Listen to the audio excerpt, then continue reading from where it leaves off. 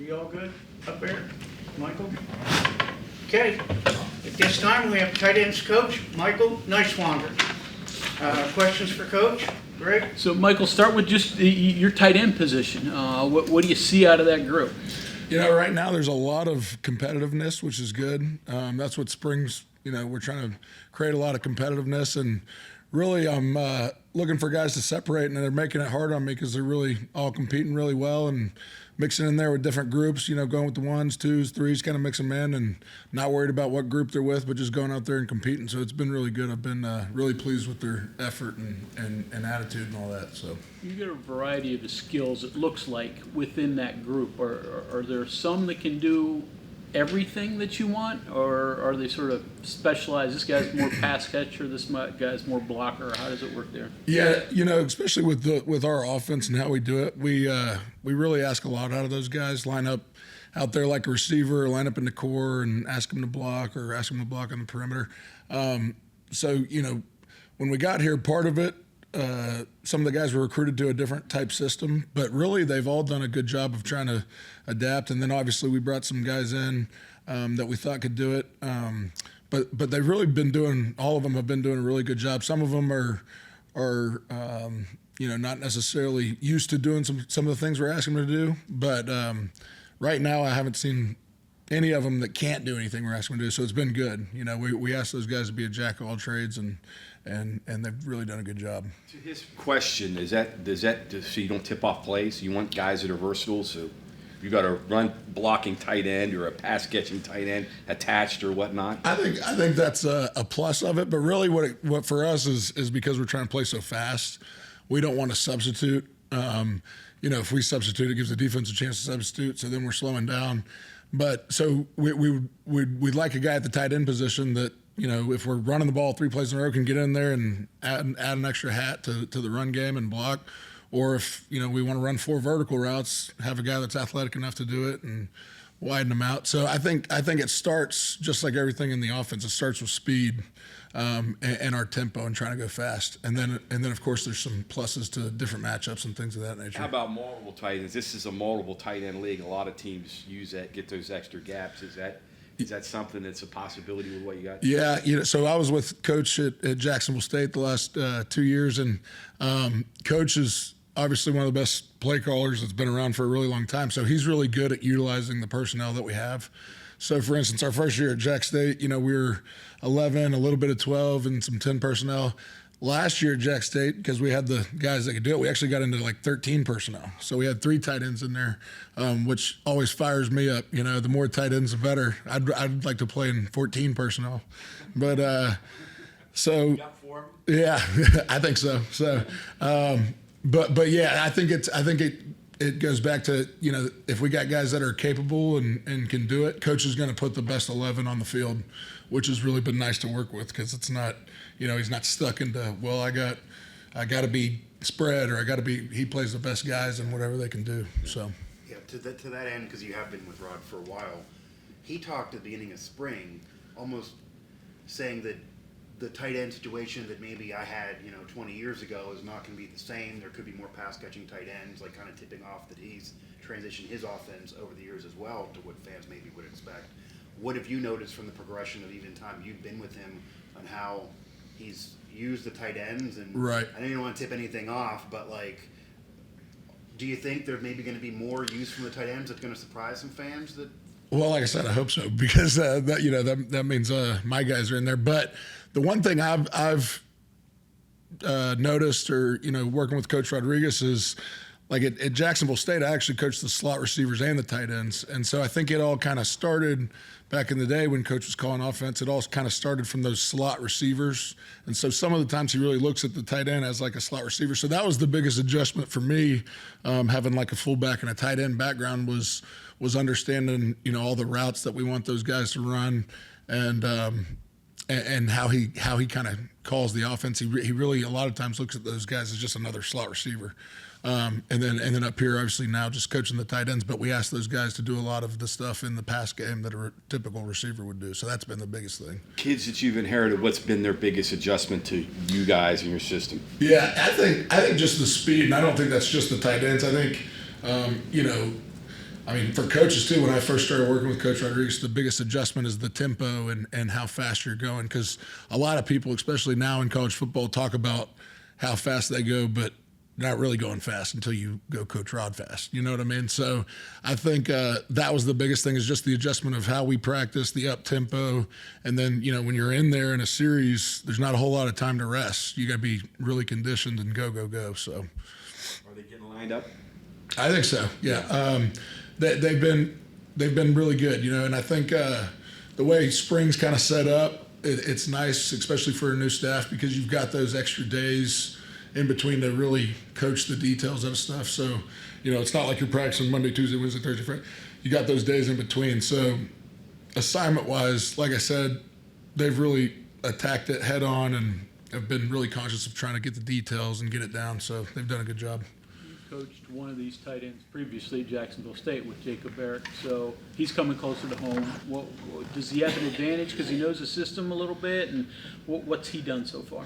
So JB, it's cool for him because he gets to come back home, like you said. I know this was like a childhood dream of his of playing at West Virginia, and now he's got that opportunity. But the one thing with him, and he knew this coming up here too, but he had to earn everything again. He's coming into a new group. There's new faces, and he wasn't competing against those guys that he was at Jack State. He's competing against a whole new crew. So I've really been proud of how he's kind of transitioned up here, and didn't take anything for granted of, I know the system, or I'm coming with coach from Jack State. So he's really worked his tail off to try to compete for a job, and he's really been working hard. So.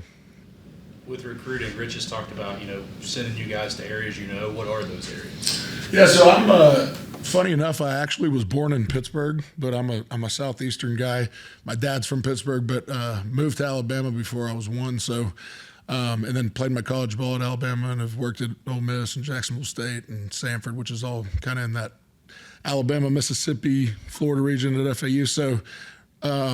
This last cycle I was out, and I got to see the area of Ohio, which was really nice. There's a lot of really good players in Ohio, and but really kind of my home base is Alabama, Mississippi, Georgia, Florida, that kind of area. So hopefully looking forward to get back down there this next recruiting cycle.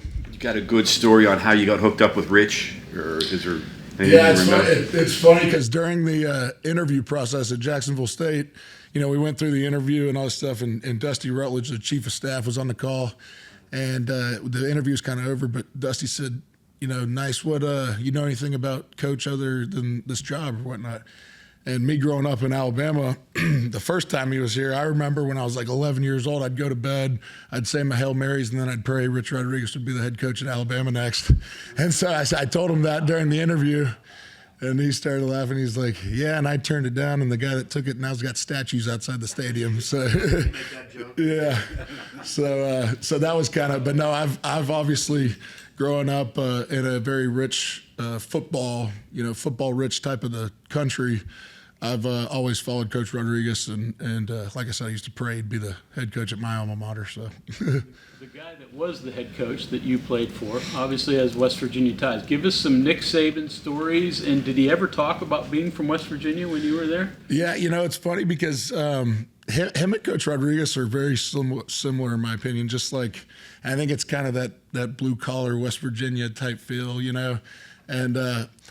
Nothing really particular except for our exit meetings. We'd have these exit meetings, which we're about to have with our players, but we'd get to have one-on-one meetings with Coach Saban. And the first time I'll never forget, I walked in there for my exit meeting, and I was a walk-on freshman, all nervous, and he's got his shoes propped up on the desk, and he walks in, and all I can do is focus on his shoes because they're so nice and they're up on the table or whatever. But he's telling me about how his dad was in the, worked a blue collar job, and he was from a mine town and all that stuff. So he kind of always had that chip on his shoulder type feel that Coach Rodriguez, I feel like, has too. But they're very, very similar as far as how they run a program and stuff, which has been cool. Talked to him since you got here, because obviously he worked here for a couple of years himself. Nick did way back in the day. Yeah, I haven't talked to him since I've been here. I did reach out to him. I heard, which I didn't believe the rumor. I heard he started taking text messages or whatever. He started reading text messages. So I sent him a text message at Jacksonville State, kind of an overdue text message, and just thanking him for everything that he did for me in college. And obviously letting them know that I was working for Coach Rodriguez, and I know they have a relationship, and so just kind of a checkup, and so that was the last time I talked to him, was about a year ago. You haven't driven down to his hometown, seen where his dad's gas station was, any of that stuff? No, that's on the list as soon as I get some break around here.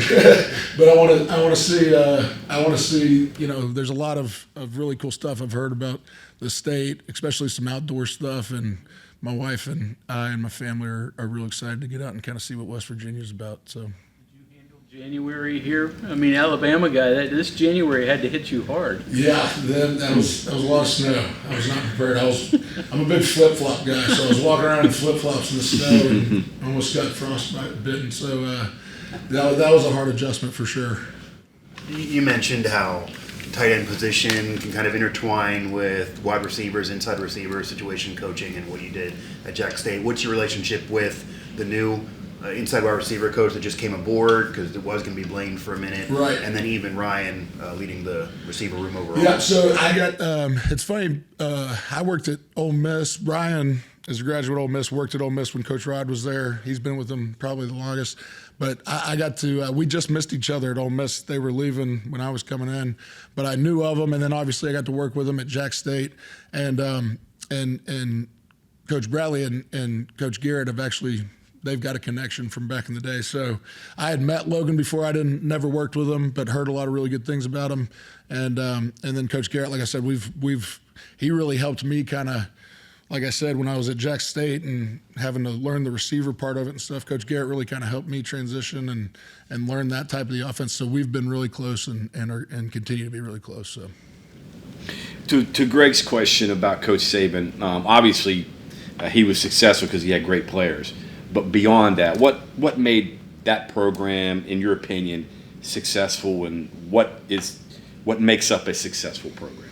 Yeah, I think, and then this word's used a ton in college football, and sometimes overused, and sometimes I don't think people even really know what they're saying. They just say the word, but the culture part of it, like I said, Coach Rodriguez and Coach Saban are so similar in that sense of I've never seen better culture builders. It's the stuff that doesn't involve really the X's and O's of football. It's like Coach Rod's talking about all the time, the hard edge mentality, working through adversity, things of that nature, where you're kind of building men up to be men, and to me in college, that's when the best opportunity to do that is. You go from boy to man a lot of times, and having a leader like Coach Saban or Coach Rodriguez here that just drilling that hard edge and handle adversity, that's kind of what builds the teams, in my opinion. What about lack of patience? I mean, Rich can't stand mistakes. Nick couldn't stand mistakes and won't move on until they talk about that a little bit. Yeah, I think, and maybe there's something in the water up here in West Virginia, them both being from West Virginia, but I think just the way that they're wired. I mean, it's been really cool to work for Coach Rod because, a lot of people would shy away from that, and maybe it's intimidating, but I think he's so attention to detail on every single play, and he may go off on something at this second, but then he forgets about it because he's got something else to coach the next play. So there's always something to learn. There's always something that you can take from Coach, and like I said, maybe something in the water up here with the coaches. It just seems like he won't move on until he feels it's right. That's right. Is that accurate? I'd say so. And the frustrating part, and he talks about this sometimes, is like you just said, it's hard to move on until you get it right. And so sometimes that's the most frustrating part is you got to coach the same thing. Right. But there's no, maybe he'll get it next time, or, he messed up this time, but he might get it next time. It's, no, if there's something that's messed up, I'm coaching it right now, I'm teaching it, and that's been really good for me to learn from, too, because there's no gray area, So. And Nick had that, too? Absolutely. Yeah, absolutely. Tight ends also fullbacks in this offense? Yeah, it's funny because, like the meeting room's got, it says like tight end fullback room. And, in the last staff, I think they kind of utilize a fullback a little more, which I like because I played fullback. But it's funny when I first got here and I saw the tight end fullback kind of thing outside the room, I asked Coach, I said, so is it tight ends, fullbacks? He said, you've worked with me the last 2 years. Did we change the offense? We don't use fullback. So it's, they're really, today the way tight ends play, it's really one and the same. Like, the guy that's in the sniffer position or in the core off the ball, he can be looked at as a fullback. But it's all tight ends. So. You don't go straight eye. It hasn't changed that much, and you got a lead blocking fullback in that regard. Right. Yeah. Maybe only on certain situations, short yardage or things like that. But it's hard to go fast if we're lining up in the eye every time. Just lastly, I know that coach has talked a lot about looking for depth, wide receiver wise, in the portal. Do you expect any movement, tight end wise? I don't know. I'm going to kind of give you the coach speak answer here, but it's true. We're still seriously evaluating. We got 3 more practices. It's been 12 really good ones, and 3 more days of evaluation, and then we'll kind of meet as a staff after that and kind of see how we can fit the puzzle pieces or go get another puzzle piece or whatever it may be. But right now, I'm just proud of the guys how they've worked, and they're not worried about any of that stuff. So. Okay, thank you very much. All right, thank you guys.